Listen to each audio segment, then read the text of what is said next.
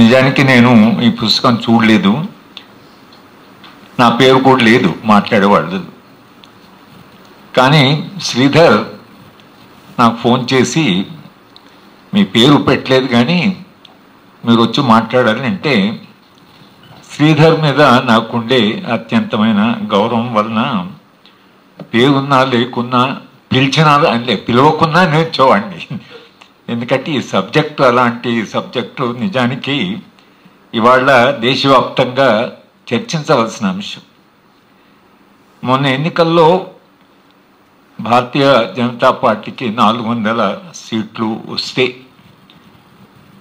ఇవాళ ఈ సభ జరిగేదో లేదో కూడా తెలియదు. అలాంటి ఒక భయానకమైన పరిస్థితి మనం ఎదుర్కొన్నాం.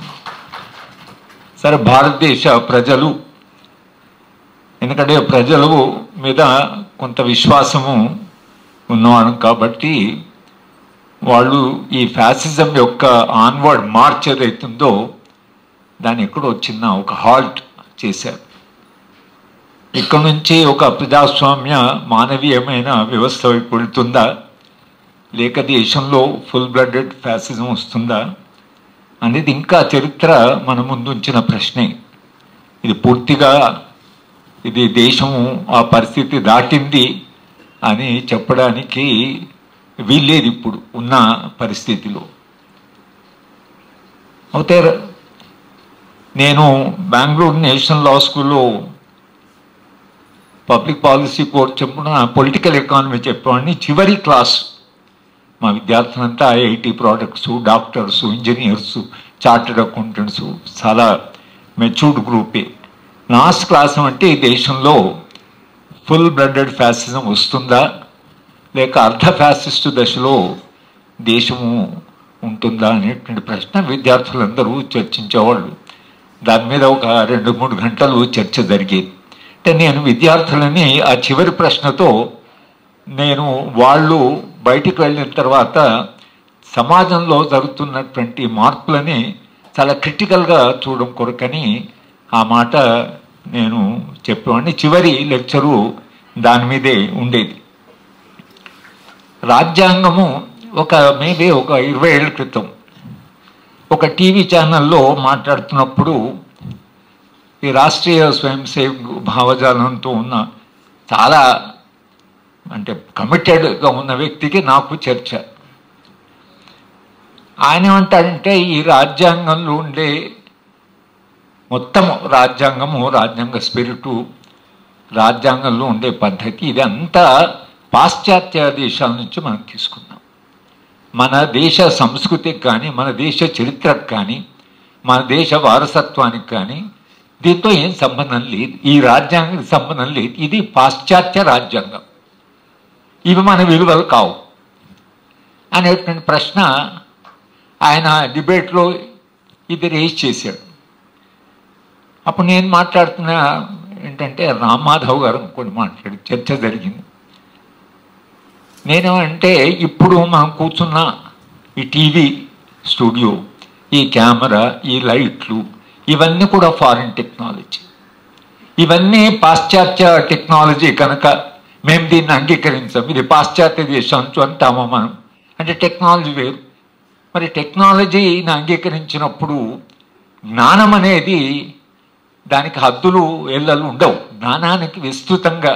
అలాగే మానవ విలువలు కూడా మానవ నాగరికత చారిత్రక పరిణామ క్రమంలో భిన్న పోరాటాల వలన, త్యాగాల వలన, ఒక సోక్రటీస్ దగ్గర నుంచి, ఒక స్పార్టకస్ దగ్గర నుంచి మానవ చరిత్రకి కాంట్రిబ్యూట్ చేసిన వాళ్ళు ఎవరైతున్నారో ఇవాళ్ళకు కూడా సోక్రటీసు మాలాంటి వాళ్ళకి ఒక ఇన్స్పిరేషన్.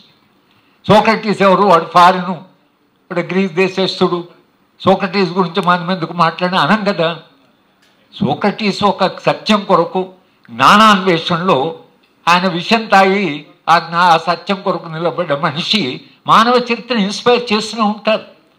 విలువలు అవి కేవలము ఒక దేశానికో ఒక ప్రాంతానికో కాదు, విలువలు సార్వజనీనమైన విలువలు ఉంటాయి అని. ఆ సందర్భంలో ఒక సినిమా వచ్చింది, సుధీర్ రెడ్డి గారు, it's a very interesting movie. Ramanjaneya యుద్ధం, కృష్ణాంజనేయ యుద్ధం అని ఒక సినిమా వచ్చింది. ఈ కృష్ణాంజనేయ యుద్ధంలో ఆంజనేయుడు రామావతారం తర్వాత అడవికి వెళ్ళిపోయి చాలా కాలం తర్వాత నా రామరాజ్యం ఎలా ఉందో అని వచ్చి ఆయన ఇదంతా ఏంటి, కృష్ణుడు చేసిన పని ఏమిటి, మా రాముడు ఎలా ఉండేవాడు, మా రామరాజ్యం ఎలా ఉంది, మా రాముడి విలువలు ఎలా ఉన్నాయి, ఈ కృష్ణ ఏంటి ఇలా తయారైపోయాడు అని చాలా బాధపడి ఒక యుద్ధాన్ని డిక్లేర్ చేస్తాడు కృష్ణుడి మీద. కృష్ణుడు యుద్ధము ప్రారంభమయ్యే ముందు రామావతారాన్ని చూపిస్తాడు. ఆంజనేయ నేనే రాముణ్ణి అంటే ఆంజనేయుడు ఏమి రామా ఇట్లయిపోయావు, నా రాముడు ఏమైపోయాడంటే కృష్ణుడు ఏమంటే ఆంజనేయ మనుషులు విలువలు ఎప్పుడు ఒకే తీరుండవు, కాల యుగ ధర్మం అని ఉంటుంది, సమాజం నిరంతరంగా చలనంలో ఉంటుంది.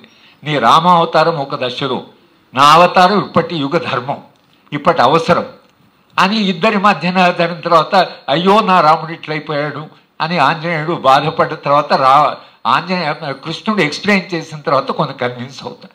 అంటే చరిత్రలో రామాయణకి మహాభారతానికి ఉండే తేడా చరిత్ర గమనంలో విలువలు మారుతుంటాయి కనుక విలువలు నిరంతరంగా మారుతున్న తర్వాత భారత రాజ్యాంగం రాసిన సందర్భం ఏంటి, ఇప్పుడు శ్రీధర్కు ఉండేటువంటి చాలా అడ్వాంటేజ్ ఏంటంటే ఆయనకు సెన్స్ ఆఫ్ హిస్టరీ ఉంది, ఒక చారిత్రక స్పృహ ఉంది, దేన్నైనా చూడము ఒక విశాలమైనటువంటి పరిధి, ఒక విలువల చట్టం ఉంది, ఒక డెమోక్రటిక్ కన్విక్షన్స్ ఉన్నాయి. కనుక ఈ పుస్తకము విలువ ఏంటంటే ఆయనకుండే కన్విక్షన్స్, ఆయన ఇన్ఫర్మేషన్ కమిషనర్గా ఏం చేశాడో ఇక్కడ కూర్చున్నందరికీ తెలుసు, ఎంత ధైర్యంగా ఆయన ఆ రోజు ఇన్ఫర్మేషన్ కమిషనర్గా పనిచేశాడు, ఏం రాజీ పడకుండా. ఆ డెమోక్రటిక్ కన్విక్షన్స్ ఆయనకు మొదటి నుంచి ఉన్నాయి. ఒకటి, రెండవది రాజ్యాంగాన్ని చాలా క్షుణ్ణంగా చదివాడు. చదవడం అంటే కేవలం రాజ్యాంగాన్ని ఏదో ఒక డాక్యుమెంట్గా కాకుండా రాజ్యాంగాన్ని చెప్పేవాళ్ళు చాలామంది ఉంటారు. జస్టిస్ సుదర్శన్ రెడ్డి గారు రాజ్యాంగాన్ని చదివిన పద్ధతి వేరుంటే వాళ్ళ జడ్జిలు చదివిన పద్ధతి వేరు, రాజ్యాంగం చూసే పద్ధతే వేరు. సారకు కొన్ని విలువలు ఉండడం వలన, జీవితంలో సమాజాన్ని చూసే ఒకటువంటి చట్టం ఉండడం వలన ఆయన అక్కడ కూర్చున్నంతసేపు మొత్తం విశాల సమాజం దృష్టిలో పెట్టుకొని ఏ విలువలను సమాజం ముందుకు తీసుకుపోవాలనే దృష్టితో జడ్జ్మెంట్స్ వస్తుంటాయి. జస్టిస్ వెంకటాచలయ్య గారిని నేను ఒకసారి ఆయన చాలాసార్లు మా యూనివర్సిటీకి పిలిచాను, నేను బెంగళూరు ఉన్నప్పుడు అప్పుడు ఆయన కలవడానికి పోయేది. ఆయన ఇదే చెప్తాడు, ప్రెసిడెంట్స్ తర్వాత ప్రిన్సిపల్స్. మాకు జడ్జ్మెంట్ జస్టిస్లో వాట్ ఆర్ ది ప్రిన్సిపల్, ఇంతకుముందు చేసిన జడ్జ్మెంట్ ఒక ప్రెసిడెంట్స్ ఏమిటి, ఇవాళ ఈ రెండింటికి గౌరవం లేకుండా పోయింది అసలు. Neither they have respect for president, not they have respect certain principles. కనుక సరే న్యాయ వ్యవస్థ ఎలా మారింది, న్యాయ వ్యవస్థ ఇవాళ ఏం జరిగింది అనేది ఆ జోలికి పోకుండా భారత రాజ్యాంగంలో పీఠిక ఉపేంద్ర బక్షి గారు ఆయన crisis in the legal system అనే పుస్తకంలో ఆయన ఏమన్నాడంటే భారత రాజ్యాంగం అంతా పీఠిక యొక్క ఫుట్ నోట్ అన్నాడు. Indian constitution is the footnote for the preamble of the constitution. Rest of the constitution మీరు ప్రియాంబుల్స్ అవుతే spirit of constitution you can understand. ఏ విలువలైతే మానవ నాగరికత ఒక సుదీర్ఘకాలంలో ప్రసవించిందో అది సమానత్వ భావన, సౌభ్రాతృత్వం, సామాజిక న్యాయం. న్యాయ భావన అనేటువంటిది ఏదైతుందో అది సమాజాన్ని ముందుకు నడిపిస్తూ జస్టిస్.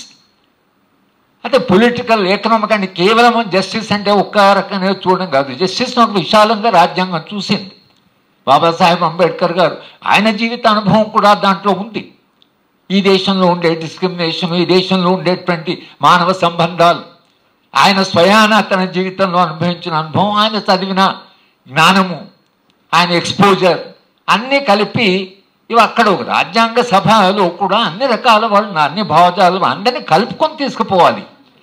బాబాసాహెబ్ అంబేద్కర్ నిజంగా ఆయనే రాజ్యాంగాన్ని మొత్తం రాసి ఉంటే, లేదా ఆయన సంపూర్ణమైన స్వేచ్ఛ ఉంటే ఆయన స్టేట్ అండ్ రెవల్యూషన్ అనే పుస్తకము రాజ్యాంగం అయ్యేది. నేషనలైజేషన్ ఆఫ్ ల్యాండ్, ఆయనకు ఉండేటువంటి అభిప్రాయాలు ఆయనకున్నాయి. కనుక రాజ్యాంగం రాయడంలో ఆయన అందరినీ కలుపుకపోవడంలో చాలా సక్సెస్ఫుల్గా చాలామంది he could carry the constituent assembly and ఈ సో డ్రాఫ్టింగ్ కమిటీ. కనుక బాబాసాహెబ్ని ఇవాళ ఆయన రాజ్యాంగ స్పిరిట్లో లేదా ఆయన యొక్క దృక్పథం ఏదైతుందో అన్నప్పుడు ఆయన దృక్పథం వలన జరిగింది ఏంటంటే ఒక కన్సెన్సస్ వచ్చింది. ఈ రాజ్యాంగం సాధారణంగా కన్సెన్సస్ వచ్చేది కాదు, ఎందుకంటే భిన్నమైనటువంటి విలువలు. కానీ రాజ్యాంగము అడాప్ట్ చేసిన రోజే ఈ రాజ్యాంగం అని కాదని ఇది రాష్ట్రీయ స్వయం సేవక సంఘ స్వయాన వాళ్ళు నిర్ణయం తీసుకున్నారు. వీ రిజెక్ట్ ది కాన్స్టిట్యూషన్ అన్నారు వాళ్ళు. దానికే కట్టుబడి ఉన్నారు వాళ్ళు.